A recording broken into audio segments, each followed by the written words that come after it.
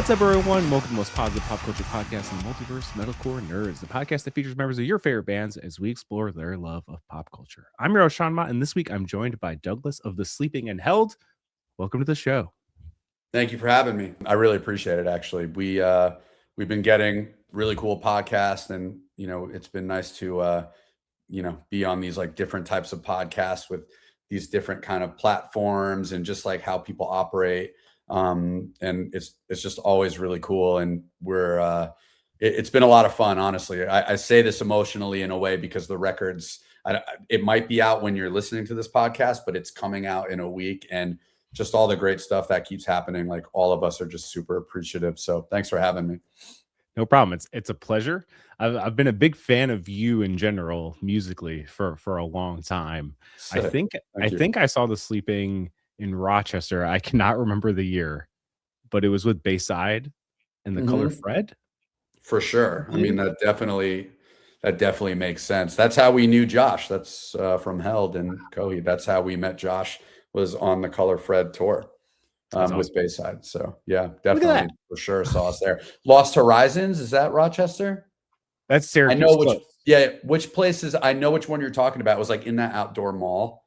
I think it was Water Street.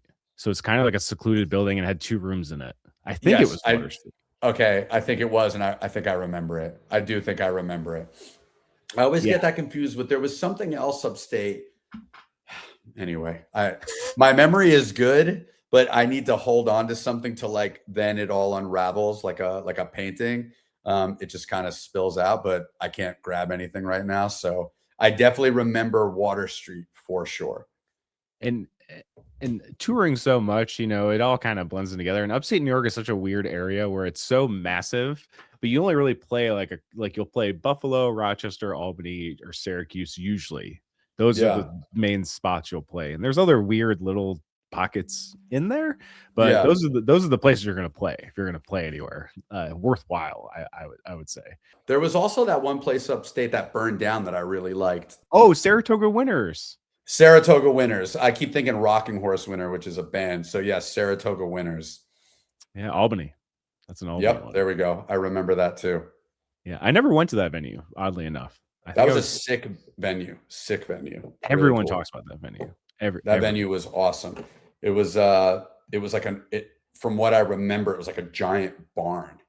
It just looked like a barn, at least to me. I remember like beams being in, frames and stuff, like being in the center. It was like very long, almost like airport hangar-ish, but maybe when I was younger, it felt so much bigger. I don't remember how big it was, but that place was really sick.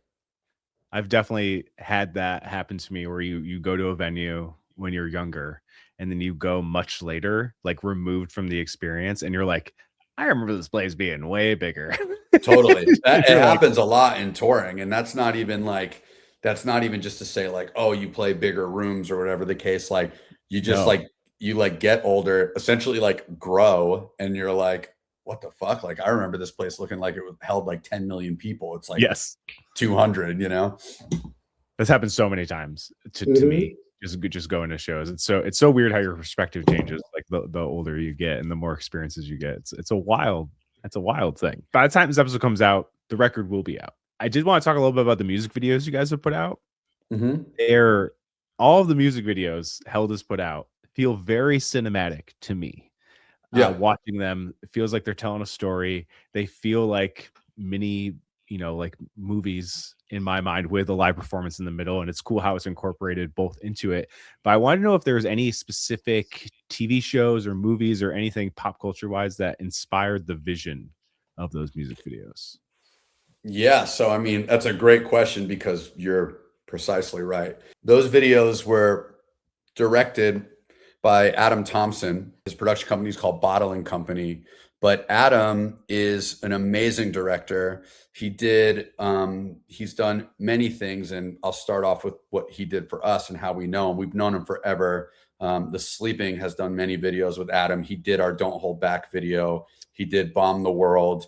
He did our like Believe What We Tell You video of us just like on the road.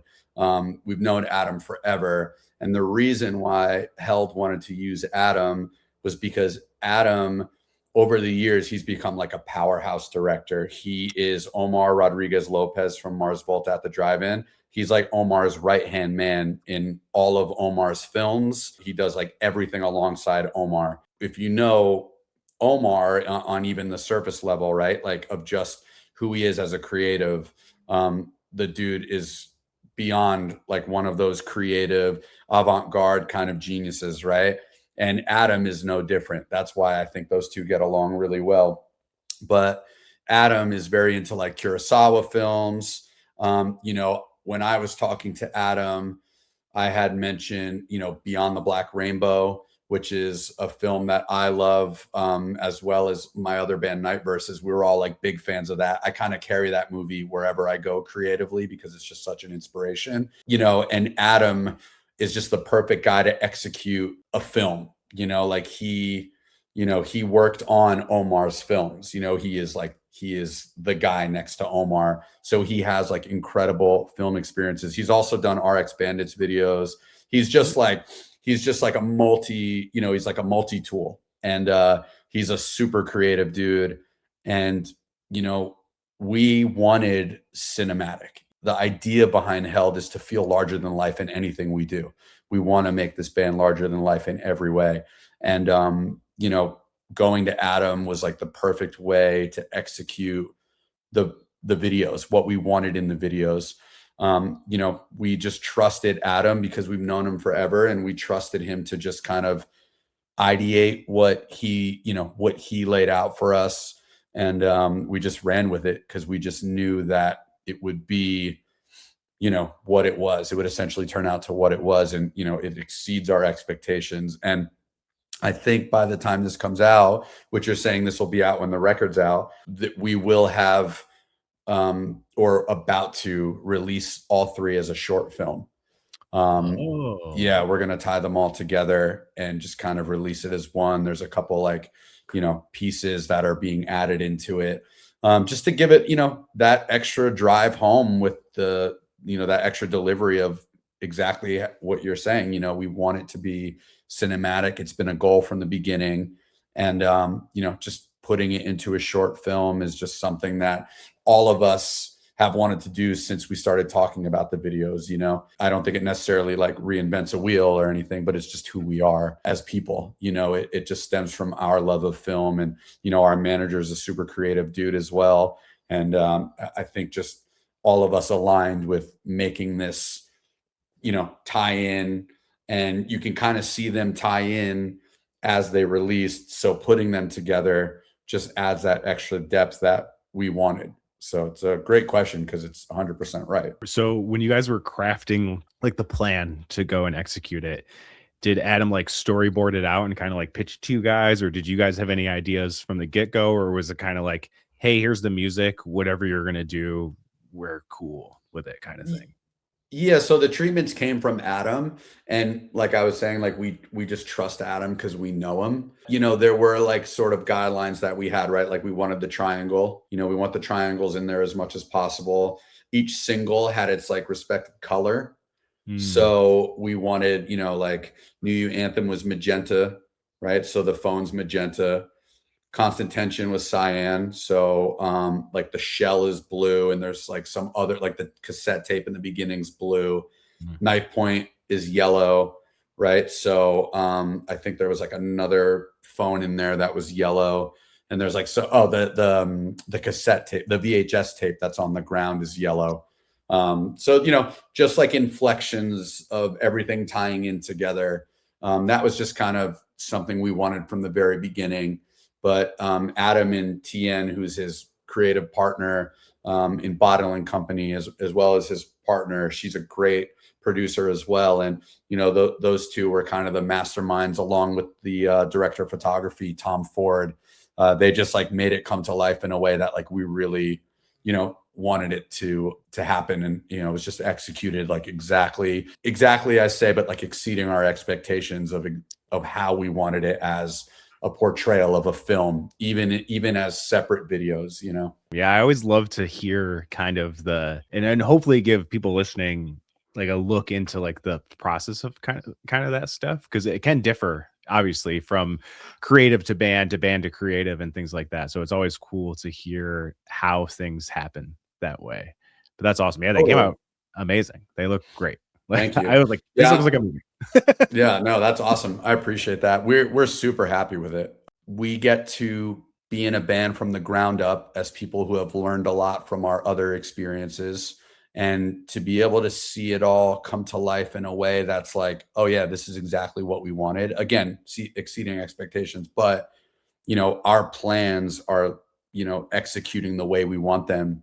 And it's cool to see even the video side of it come to life exactly how we wanted it. This band is made up of three, seasoned musicians. We've all been around the block musically.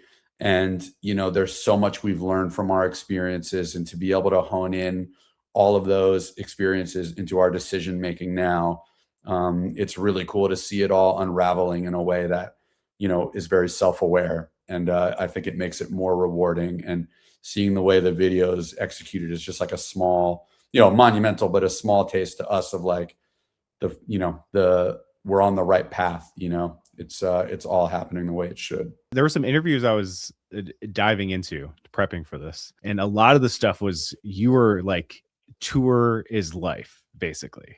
Yeah. Also, when this band gets announced, you're like, oh yeah, it's members of these other bands. Sometimes when that happens, you're like, oh, that band's not really going to tour, or maybe they'll tour a little. You know what I mean? You never really know from an outside perspective, or at least guessing. Like I've booked bands. I work. I'm a designer for like a lot of promotion companies and bands and stuff like that. I have a lot of friends who are agents, managers, things like that. So it's like I see the inner workings of things. So it's like whenever I see something like that, I'm like, I wonder if they're over tour. And then of course this week, as we're recording this now, you guys announced a tour with Under Oath this summer, which is awesome.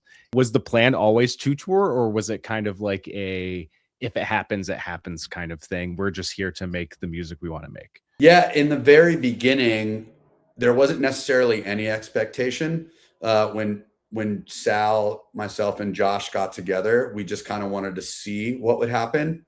I've been talking about this a lot, the fact that like this band has been a band for like 3, if not over 3 at this point, years. But with our schedules and, obviously with Josh being away, the sleeping had a bunch of stuff we were doing, we were able to keep it going in a way where we didn't even expect that it would necessarily happen that way, because we had just gotten together to kind of just like jam, see what it was like.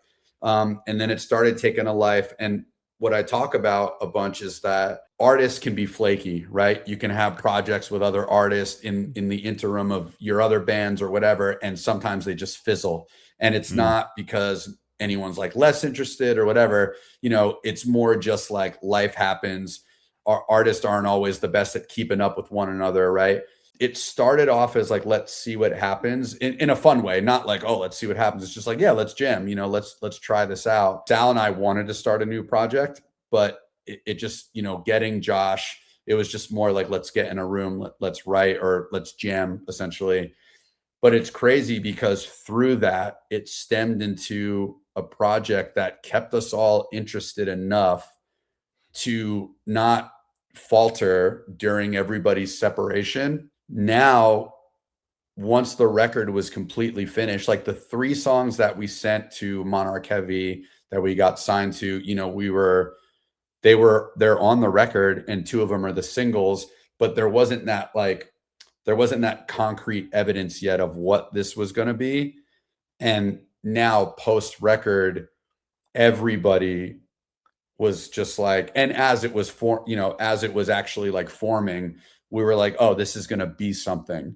And what it turned into was a full-time project, and not, I don't even like saying project, like a full-time entity band, and everybody is on board with that. Of course, there are the challenges of our drummer, Josh, being in Coheed, but we love Coheed, we love Josh. And I don't say this in any other way other than it's just cold hard fact that like Held is Douglas, Salvatore, and Josh always, right? So Held will always tour the tours that make sense to elevate the band that is Douglas, Sal, and Josh, right? Like every decision we make, we're not going to take something that makes no sense to us just to do it, especially if Josh is away. Every decision is made to elevate this band, to get us to a status that we want to be at in years to come, for the years to come, that focuses on the core members, that is us three. It turned into something larger than life on its own, you know, and now the goal is to make it larger than life. And, you know, everybody's on the same page with that. And it's a challenge because we love Josh and we want Josh to be there all the time, as does he. You know, this is his baby as well. But everybody knows that anything we're taking is for the greater good. Yeah, I saw that a mutual friend, Goose, is filling in for you guys for that tour, which is awesome. Yep. Love that guy. He's awesome. Yeah, same. Goose is a friend of all of us. You know, I'm very close with Goose. It was kind of a no-brainer. It's completely insane to be able to step up and fill in for Josh, right? Like Josh is just like a powerhouse, and Goose is just one of those drummers that not only is he incredible and can do the job, he also is a unique person. His personality is amazing. He's a great player, and he's also animated, which is something that, you know, we really wanted to have in absence of Josh, right? Because it's such a hard seat to fill. And, you know, all of us being friends with Goose and being close with Goose makes it easier as well, because we want it to be someone we're all down with and respect and are comfortable with. And, you know, Goose is that for sure. I want to take you back back as far as you can remember. Obviously, you're a fan of film. You talked about Kurosawa, which is that's a cinephile cut right there. Yeah. That's a cinephile cut. So I want to go to what started it all for you. Like, what was something when you were younger, or maybe a young adult growing up, that was very formative to you for falling in love with like TV, movies, pop culture as a whole? What was that for you? I don't know what like started me going like, oh, I love movies. But my favorite movie when I was a kid was Monster Squad. Wow. Yeah, it's like one of my all-time favorite movies, like still to this day. It's so campy, but it's so dark. And it's just also like, it's like the Goonies of like a campy horror film, which is just like rad. I remember being a kid, and it just like, I just felt like I like wanted to find those types of kids when I was younger. I don't know, it just felt like adventurous when I was a kid, and my mom had bought that movie for me. But that was definitely one that for sure like stuck with me. I love Predator 2. I think that was, as I got a little older, Predator 2 was there with Danny Glover. Of course, the first Predator, everyone's going to go that way, but Predator 2 in the city was like pretty dope. Also, Terminator 2 was like another one for me, like as a young kid. I think those were definitely ones that like I can just think of off the top of my head that definitely like resonated with me. And I don't know if you know the lore of Monster Squad, about how like the rights went missing and all. Did you ever hear about this? No, I know nothing about that.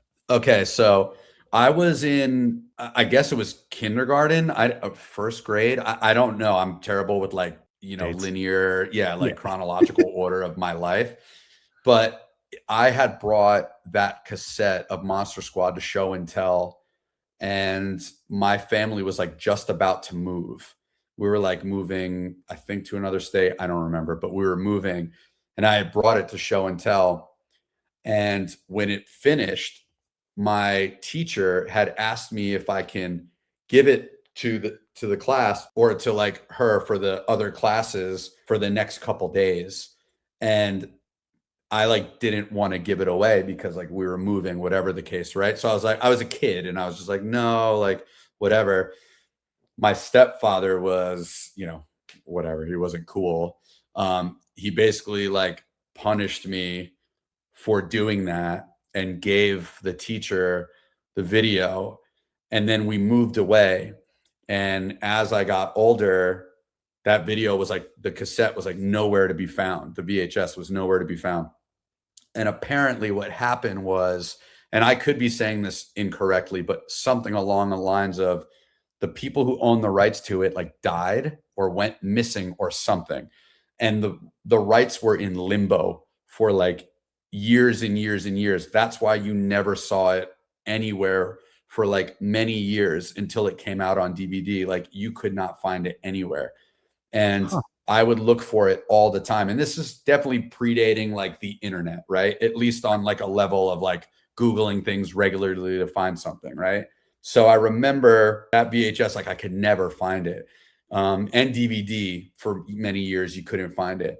And then I remember The Sleeping was on tour. It was like one of our first like US bus tours. And we had gone into, well, I had known in this, but apparently I had found out that that day it was being released on DVD for like the first time ever after like some odd years. And I Really? remember going into Walmart, getting off the bus and going into Walmart. And there was like in the electronics section, there was this giant Monster Squad, like, you know, cardboard cutout. And it had all of the DVDs right there. And it's like for the first time ever, Monster Squad. And I had bought like multiple copies, which is hilarious now because like you don't fucking need them. But I had like bought multiple copies because I was just so hyped. So that is definitely like for sure a movie that like resonated with me. Yeah, like if that's ever on, I mean, I'll put it on every now and then on my own. If that's ever on, like I don't turn it off. I like quote pretty much every line. And then my other film that has changed my entire life is Hackers.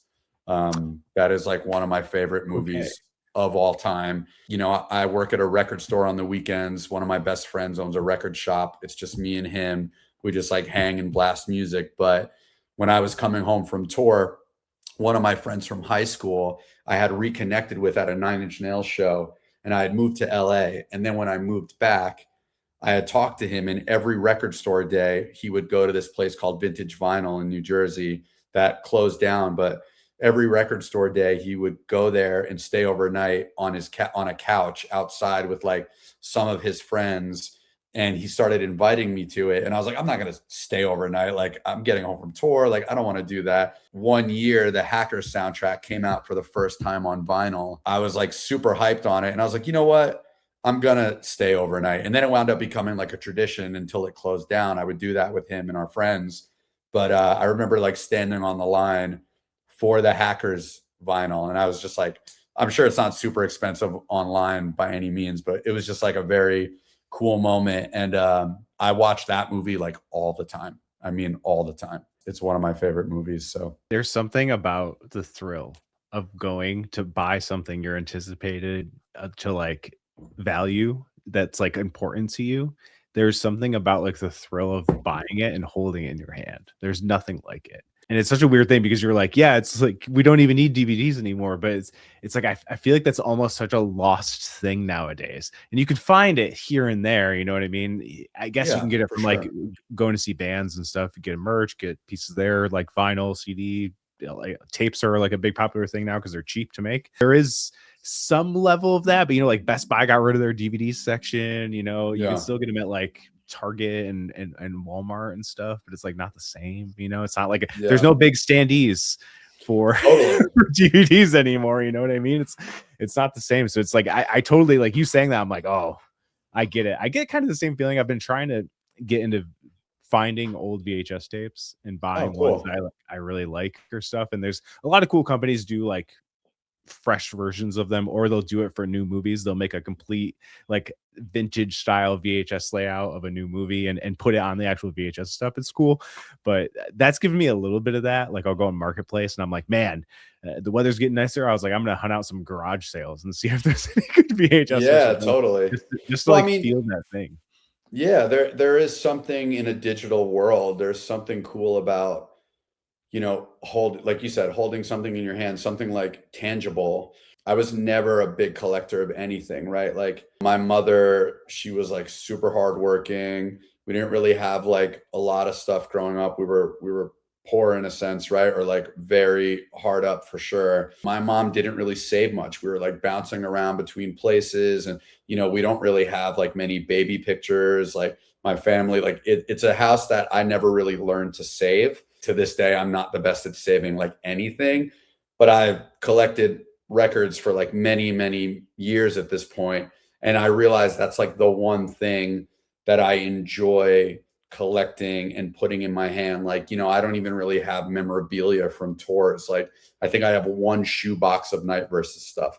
Of my 20 years of the sleeping, I've like never saved anything. It's sad. I'm starting to try to do that now with Held. And the more I think about it, I don't think I've really done it much, but I'm trying to get better at that stuff. But vinyl is like one thing that I like love, and it's in my hand. And I'm reminded of that when I listen to something and hold one of the records. I'm like, hell yeah, it's nice to feel like I'm a part of something, in that sense of grabbing something and holding on to it, something tangible. Because for like my whole life, even before the digital age, like I never collected anything. I was moving around and whatever the case. So I'm grateful I have something. I'd like to get better at saving and collecting things that are from my experiences in the world of touring and traveling. I need to get better at that. But yeah, I've never really been there. So I do see the importance of it on like many levels, right? Like, even those DVDs of Monster Squad, I'm sure I forgot them on the bus when that tour ended. You know what I mean? Maybe I got one with me, but Right. maybe I brought one with me at the time. But that's, now I realize like the importance of it for sure. Do you not even save like tour laminates or anything like that? No. Oh, I don't. And man. it's crazy. I mean, the amount I have and the amount I could hang up on a frame, do all these like really great things. Like Sal's Yeah. really good at that. Sal like is saved so much stuff. He's so good at that stuff. He has like everything.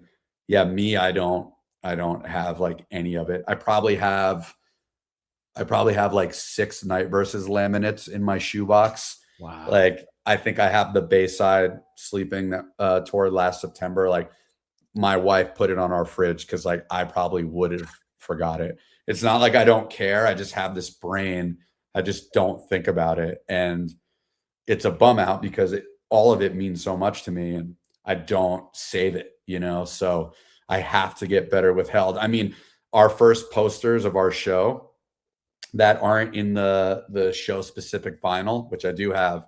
Our first show and our listening party, I'm pretty sure like the flyer to our listening party, which is like our first thing, I think it's like underneath I think it's underneath like the mat of the back of my car. Like, it's like I put it in there. I'm like, oh, this will keep it flat. And like as I keep looking at it, I'm like, I think this is like dirty and getting fucked up. I should probably like take this out. And I just don't. That's like how much I don't think to like save things. I don't understand why. I mean, I should probably talk to my therapist about that. I don't think I've ever actually talked about that yet. Well, it is funny because you bring up like the whole, like I didn't like I never had like a lot of pictures of family stuff when I was growing up either. Like also same very similar thing. I didn't really save a lot of stuff. There's something I beat myself up about. Like I talk about the VHS thing. Like we had a bookshelf full of VHS when I was younger. Not like an incredible collection, but like pretty good. Yeah. And all the time I think about, I'm like, man, I wish I kept that. I'm like, why didn't I keep that? Like, what am I doing? Like, or there was like old cassettes I had from growing up, or even old CDs from when I was growing up. Like Yeah. going to FYE, being able to listen to part of a CD, or going to FYE knowing you're stoked to buy a CD and buy that CD was like one of the best things when I was like a teenager. So it's Totally. like I didn't save any of that stuff, but because it was funny because like when my now wife and I first started together, I remember because we would move like almost once a year. Just like apartment lease comes out, I guess we'll find this other place. It's cheaper, it's better, whatever, until now we are in a house. But it was weird. It was funny seeing like how every time we moved we kind of had more stuff, like building Yeah. together. But I didn't do Yeah. that until really that I would save band stuff. But like I had like this like little container that had all of that stuff and a bunch of vinyl stuff, I either from the bands I was in or stuff I designed that people gave to me and stuff like that. But it was just this little plastic thing like this big, and that was like all of the things I've collected. So I relate Yeah. heavily to like what you're saying. I understand it, but I've gotten better at that too. But I always save laminate stuff. Like you play a fest, you get one, a tour, you get one or whatever. There was even Yeah. ones I was keeping, like when I was booking tours, if I'd like design the ad mat or something, I'd be like, I'm gonna get one for myself. And I'd keep that Hell and stuff yeah. You like that. Even though should. I wasn't, I didn't go on it, I was Yeah. Yeah. No, but I was that's just cool. Like, You know, it's kind of like my friend from high school that I was telling you about. It's him and I have this thing where like we always argue about collecting like silkscreen posters of shows you didn't go to, right? Like, Oh. like I don't know if we argue or if we're I don't remember if we argue about it much or if we're more on the same page, but like I can't collect tour posters if I didn't go, which honestly I've never bought tour posters or collected. So I have two posters in my room. You know, I get so annoyed because if I didn't have my head up my ass thinking about that stuff, I'd probably have more. But I just don't think, you know, I just don't think about it that way. And I'm like, oh, I'm gonna start collecting posters of shows I go to, and I have two hanging on my wall. I like my walls are barren. Like it's the Block Party poster here, and then I have the Tool poster from Paris that Night Versus opened up for on my birthday. My wife and I went to Paris to hang out with Night Versus for my birthday and our wedding anniversary, and Tool and Night Versus happened to be playing the Paris Arena on my birthday, so we went and like kicked it. And Eric got me that poster for my birthday. So like I have that and I have that, and everything else on this wall is there is nothing. And it's like I look at this room and I'm like, I should probably like make it cooler because I like being in here. I listen to my records, but like sometimes I won't step foot in here. And I think it's because I like walk in and I'm just like, all right, and I just turn around, you know? This place is an asylum. Yeah, exactly. It basically is. It's an asylum with a Peloton, and I can like occasionally listen to dope records. That's amazing. That's so funny. But those at least are two really cool ones you have on there. At least Yeah, you I got mean, you them. know, it's quality, not quantity, right? Yeah. So Yeah. two dope ones are better than, you know, 50 whatever. But I have more posters in the closet. The more I think about it, I don't put them up. I'm like, this room is very just like in when I want to be, you know, like it's such a great room to do things. But I play guitar pretty much every night. I sit in here and play. The minute I'm done, I'm like, I should listen to a record, and I don't. But there'll be times, you know, I only listen to my records in headphones. So like Mm. there will be like 3 months can go by where I won't listen to a record.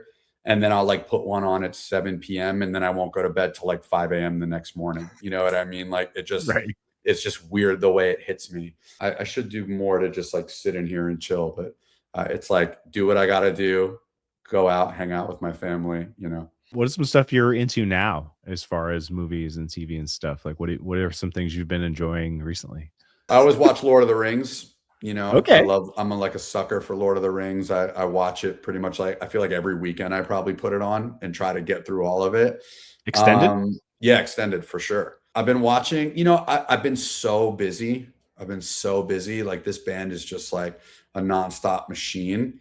Um, that honestly, I've been kind of just like putting on things to kind of kill time, but I Mm. found an interest in Suits, the Netflix show, which I think was Wow. USA. Yeah. I've been watching that. I like it's so weird. I find myself watching shows about lawyers and like I don't know the fucking I know nothing about law in any way. But I love like and it's weird. I watch like political shows and like Mm. I'm just not that type of person. Like I'm not like I watched The Diplomat with I don't even remember her name. It's just such a sick show. I'm watching Suits. I loved Veep, you know. I love West Wing. West Wing was like such an incredible show. And then of course there's like Sopranos, The Wire, 6 Feet Under is one of my favorite shows. And then movie wise, like I think we're in the age, at least right now, we're like in the age of television just being like movies just cut up. So I don't think I've necessarily really gone for any like movies. I didn't really like One Battle After Another. I didn't think it was like as Really? crazy as everybody thought. Yeah, I really tried. Obviously this is probably meant to be the case, but Sean Penn just like made me like so uncomfortable in that movie. That definitely, But yeah. I tried so much, right? All of my friends think I'm crazy for that. I mean, movies, it's just kind of the same thing, like Hackers, Lord of the Rings. If Monster Squad is on, I'm watching it. And then just kind of just zoning out to just television in the background, just because like the days are so crazy, you know. That's pretty much where I'm at right now. I have to definitely make it more of a point to catch up on a lot of things I wanted to see. Nosferatu is really good. I like love Nosferatu. I thought that was awesome. But yeah, I mean, I've just kind of been out of the loop with movies right now because it's like go, go, go, band, band, band, family, lay down. You know what I Yeah. mean? Are there any movies that you've missed that are do you have like like a mental list of movies you want to catch eventually? I don't think I do at the moment, right? Like I'm just trying to think, you know, I love Dune. I think like the Dune movies are sick, right? And I feel Very sick. like it's like I also feel like nothing really has like jumped out at me. The Batman, I'm a sucker for Batman, like of Same. all genre, of all directors, but the Batman I think is like absolutely amazing. I love Christopher Nolan, so like I guess Tenet I watched like a million times. Like Tenet is Oh probably yeah. one of my favorite movies also. And like, I guess it sounds jaded. It can kind of be the same for music. It's like, I'm not always realizing that I'm like, I'm not stumbling for something new. I'm just kind of watching what I love. So like nothing's really standing out. Like Baby Driver, I love. So I watched that a Mm. bunch. I think it's one of those things where if it's on, I'm watching it, but I haven't really sought out anything besides like Nosferatu was something I really liked watching. And then I tried with one battle after another. I think I have to try it again, and I have to kind of get past the Sean Penn aspect because it just like kills me. But I think that's what he's meant to do is give you that Yeah. rigidity, right? So I should try that again because everybody tells me I'm crazy. And then watching documentaries a bunch. Mm. That's pretty much where I'm at right now. But when I go on the road is when I start diving into the movies. And honestly, usually before I go on the road is when I look at that mental list of like, okay, I should watch this. I should watch this. I heard this was sick. What's the deal with this? But as of right now, it's just sort of like, you know, what's on at the end of the day to just like kind of help me zone out and I guess normalize and stabilize a little bit. Yeah, that makes sense. I mean, you're going on tour in July. There's a new Nolan movie coming out in July. So Yep. Odyssey. I mean, that of course I'll see. You know what I yeah, I mean? mean, you Like have to 100%. I have not seen Project Hail Mary, which I really want to. do. I love Andy Weir. Do. The books are awesome, and the movie I'm sure is amazing. I loved The Martian with Matt Damon, even though it's different from the book in its own way. I think they highlighted a lot of it, which was really Yeah. cool in the way that they should have. So I'm super stoked on, like, was super into that. But I definitely need to see Project Hail Mary. I think Ryan Gosling's like an awesome actor. So Yes. I definitely have to make it a point to see that for sure. Yeah, that was one where as it was more like this movie's coming out this year, like Yeah. the kind of the marketing machine started rolling for it. Yeah. Obviously, Ryan Gosling was attached, Lord and Miller, who are behind Spider-Verse and 21 Jump Street and all that stuff. Lego Yeah. movie, everything. I was like, okay. I was like, this has to be good. And then I read the book and I was like, this book is incredible. I hope they don't fuck it up. Because if you're a book reader into a movie adaptation, people, it can be hit or miss. It can be really hit or miss. And it was funny because after that whole thing, I for some reason have never seen The Martian, and so I read The Martian so good. and then watched it after, and I was like, oh yeah, that was a good adaptation. I liked the little added ending. That was nice. I was like, that was cool. But yeah, Project Hail Mary was just it did a great job at adapting the source material and making little changes to be its own thing at the same time.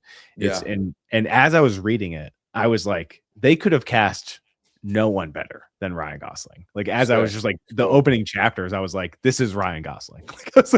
I can't picture anyone. So it's awesome. Great. It's the movie. In this year, I think this is like the biggest year for movies. Like there's a Nolan movie coming out, there's an Avengers movie coming out, there's a Spider-Man movie coming out, another Dune movie coming out, so big year. But Project Hail Mary is the movie for me to beat this year. That's sick. A lot of people said that too. Yeah, a lot of people said it was like amazing, and I just haven't had the time to go. And that's another thing too, right? Like, I do a lot of decompressing just because I feel like I'm always just all over the place, right? And again, as everyone is in this day and age, it's like the time of the hustle, right? Oh But yeah. one of my favorite things to do for decompressing is to see movies by myself. I just love going to movies by Yes. myself. I just have not done it in so long because like there is the other aspect, your mental battery. And I love jujitsu, right? I train jujitsu extensively, but I haven't even been there in a while because like the band just consumes every ounce of my mental battery. And at the end of the day, it's like my only normalizing and decompressing I do is it's like later at night, right? Like I play video games with some of my friends. I'll put on something that just sort of zones me out while I'm like playing with my dog and my cat, and my wife and I are hanging out. You know, but it takes a lot to leave to leave for the movie theater, which I love to do, and go Yes. see a movie at like 9 at night. And like lately, I just like don't have the time, but I will make that list. And on off days on tour and stuff like that, I will like do my best to get out there and see a movie. I remember this sleeping. We saw like 300 in IMAX like the day it came out. And that was I remember that just being so sick. Like we were just like, whoa. And I'm pretty sure at that point of our lives, like I'm pretty sure I was high. And I just remember being like, fuck, this is so sick. Like it was such a great off day, just walking across the street to the movie theater and just watching 300 on IMAX, like was super sick. It's a nice way to just also escape. It takes at this day and age, like it just takes a lot to get there, you know? Yeah, I totally understand it, and as, like, an avid movie theater lover, even I'm like, "Okay, these are the movies I definitely wanna see in a theater, and these are ones I'll probably wait till it comes out at home." Or Yeah, it's like, "Ah, if I don't see it in the theater, that's fine," which, 2 years ago, I would have called myself an idiot, but it does take a lot. Even if the movie theater is, like, pretty close to you, you have to make sure you're not going to, like, ruin yourself being like, "Do I have time to go see a 2-hour movie?" But then I have to go, "Oh, yeah, does the time fit in with my schedule with everything else going on? totally. Do I have something more important I should be doing?" Like, there's so many things that will go in your mind and, like, tell you no to not do this, to find, like, the perfect, quote, unquote, "perfect time" to do it can be stressful. It's almost Totally. like trying to find something to watch, there's a million apps, and you're going through all of them, and you're like, "I wanna watch something," but you're just, like, scrolling through titles for, like, 2 hours, and then you're just like after that, you're like, "I don't wanna watch anything. I'm done." What's that called? That's called like choice fatigue or something like that. Oh, yeah. I can't remember what it's called, but like that's a real thing, dude. And it's Yeah, like okay. I think that's like a calculated thing. And forgive me if I sound like an idiot if everyone's like, of course it is, but it is like something they do to like keep you on the platform longer, Sure, right? yeah. It's like, that's kind of why I pick those first things that are just at the top because like Easy. I'm like if I really focus on wanting to watch a movie, which I do often, like I will sit there for hours and I'll be like, "Oh, should I watch Dune again?" And I'm like, "Ah, yeah, but it's not like it's like still a little light out. Like I want to wait till it's darker because I like love watching it and like I want all the lights off. I Oh, want yeah. the sound loud, but it's gonna be like 10 o'clock when I want to watch it and I'm already tired or whatever the Yeah. case, right? Like it's the same way I listen to music when I want to see a movie I really want to watch. It has to be in the right setting. I think that also might be why I didn't like one battle after another because I kept watching it in ways that didn't feel like it was the right time. So I'd stop it Mm. through, and then finally I watched it and it just didn't feel right, And there's the other thing with me is my wife makes fun of me, but like when I go to the movies a lot, and if she comes with me, for some reason, when I'm with other people, I fall asleep. I like literally No. fall asleep, and my wife, I'll like wake up and I'll be like, "It's over," and they're like, "You slept." Like all my friends or whoever we go with. If I go by myself, I'm like watching something, right? But when I go with other people, for some reason, I just fall asleep.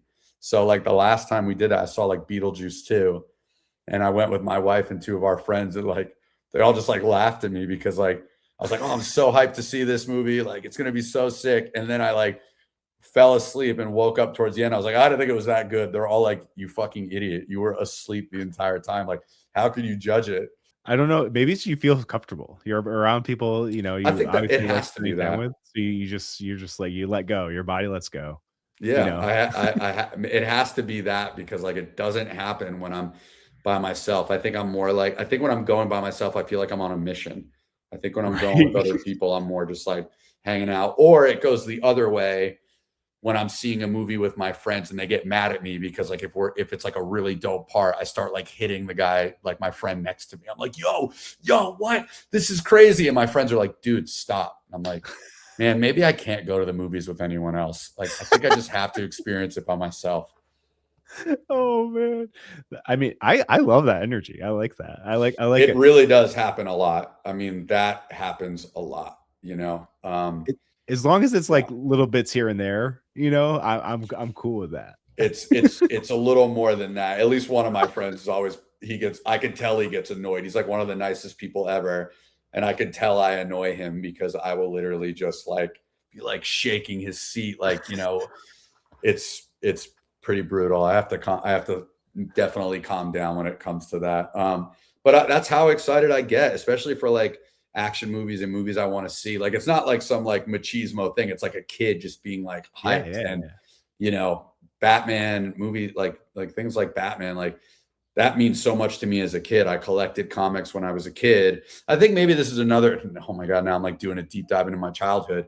I think another reason why I might not collect is because I used to collect comics, and I collected Superman and Batman. And I remember I used to clean them. I used to take them out of the plastic and clean them and clean the plastic. I was like so hyped. I had like a few hundred of them. And I remember I went out to play with my friends at a young age, and I left the comics in the living room, just like I was going back to them to put them back and everything. And my stepfather definitely had one of his moments and just drove to a dumpster like far away from a kid to go and just threw them all away. And I just remember thinking to myself, like, what the fuck? I was a kid, but I just remember being like, what do I do now? And I never collected comics again. Maybe that has to do with it. Yeah. That's so Pretty sad. funny. It's just funny You that can laugh now I'm at it. like, It made me wait, that's so where it sad. comes from. Like that's where, Probably. yeah. So, yeah, but now I'm here and I'm rocking. So who cares? Good. That's a good answer. That's a good answer. Douglas, thank you so much for doing this, man. This is a pleasure to get to chat with you about Yeah, this. thanks for having me. I had a lot of fun too. I really appreciate it, and it was nice to talk about not just music and different things, and all of it, how it ties together with just creativity and stuff. So I appreciate the conversation. You're welcome back anytime. But before we get out Hell of yeah. here, please let the people know what Held's got going on, what you guys got coming up. Yeah. So the record is out during this. Yeah, the record's out. Our album Gray. Check it out on Spotify. I'm sure you can still buy it online at Monarch Heavy or your local record store, vinyl and CD. When you're listening to this, we're either just about to go on tour or we'll be on tour with Under Oath. It's a 2-band bill. It's pretty much going all over the States. So check that out as well. And we're going to see the UK and overseas very soon also. So just be on the lookout, and, just thanks for listening. And this is a new project and we're all super hyped, and, come see us on the road. And if Josh is on tour with Coheed, obviously go see Coheed too. And just keep it positive. And thanks for listening. And if you don't already, I'll make sure and link everything down below so you can go follow and support Held. Like he said, if they're coming near you, go see them, go buy their records, stream it, whatever you can do to support. If you want to support the podcast, you go to metalcorenerds.com. All our links there in one place. If you want to follow me and my personal account, it's just at Sean X Ma on Instagram and Twitter. Until next time, see you later, nerds.